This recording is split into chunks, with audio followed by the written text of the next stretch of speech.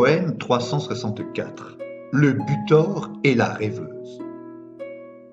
Au cœur des chaudes viscères, de son ventre où se terrent ses pulsions pléthoriques, incontrôlables et maléfiques, sourd son désir de possession, trahi par d'inextinguibles émotions.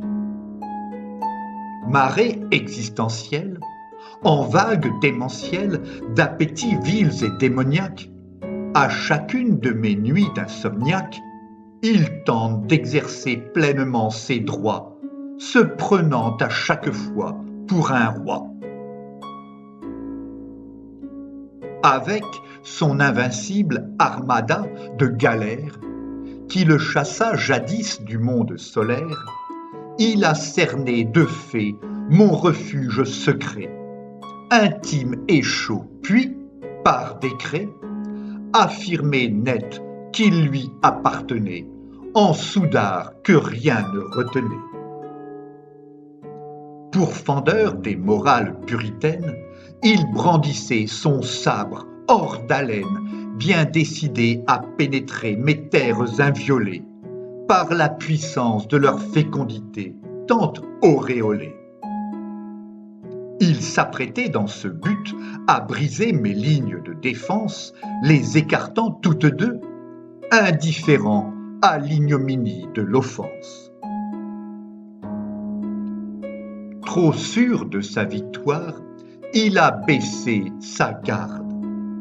L'instant de me dresser, je bloquai toute entrée, le laissant estomaqué. Un raz de marée puissant, chargé de colères et de rage, allait le balayer, quand mon œil obligea le mal en lui à apparier. Convaincu désormais, à sa mine défaite, qu'avec ma volonté, je pouvais tenir tête à ce butor prêt à conquérir par la force cet havre en moi, j'ai fait une entorse à mes peurs de femme. J'ai avancé d'un pas, imposant mes pensées. Vidé de toute substance, sa folie disparut, ses prérogatives abolies, j'ai transgressé ces machistes traditions et renversé les rôles portés par l'ambition, chevillée à mon corps, de fendre sa carapace pour libérer son être coincé dans une impasse. Un soleil radieux se levait, au bout de la jetée, bien que je dormisse sans pouvoir m'arrêter. J'ai porté mon regard vers cet horizon infini où mon esprit errait, savourant en catimini mon sommeil profond et ce songe érotique qui heurtait mes pudibondes pratiques. Prostré sur une bitte, à rougir de honte de porter les stigmates, triste à compte d'une virilité déboussolée, il tremblait à fixer sur l'asphalte, près d'un remblai, la tête rasée d'un diable décapité, rongé par le regret de l'avoir tué lors de congé. Il reniait son barbare passé, ce qu'il avait alors été, cette mère ou mère qu'il avait plongé dans la brutalité, comme d'ailleurs aussi dans l'impiété. Libéré du joug de valeurs inféodées à de guerrières conduites qui se jouent des hommes et des femmes pour les réduire à de simples objets, anéanti par cette vérité, je lui ai pris le bras, mu par un projet. À marcher le long de chemins initiatiques, sous des cieux d'un bleu clair magnifique, nos cœurs ressuscités, à courir dans les bois, à gravir des montagnes, à traverser maintes fois des fleuves en crue, nous avons tant perdu le nord qu'au final, nos haines, effrois et préjugés sont morts.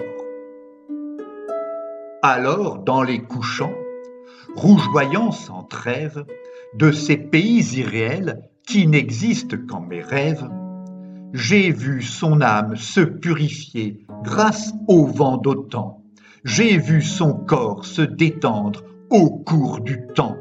J'ai vu son poing ne plus se lever, prêt à me caresser.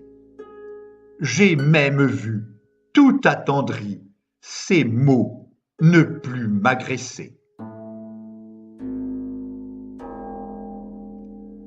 Maintenant que la lame de son poignard n'étincelle plus, maintenant qu'il est délivré d'un aveuglement qui tue, maintenant qu'à mes côtés, il trouve dans le respect les prémices d'une tendresse, source d'intérieure paix, et, dans cet abandon, la voie royale pour discerner des étoiles, même sous la semelle de ses godillots, son humeur est toujours joviale. Jamais plus séparé, veillant à me prendre par la main, il attend mon accord pour m'aimer aujourd'hui ou demain. Habité par l'espoir, il ne déprime plus, comme jadis dans son coin, tant mes rires et paroles léguées dès le matin. Je ne trébuche plus, loin de craindre nos virées le long des apics, tant son cran me rassure. Chaque soir, ému de nous rappeler qu'il fallut ces noirs désirs pour qu'enfin l'amour vint m'échoir. Poème écrit par Philippe Parrot entre le 2 et le 4 janvier 2019.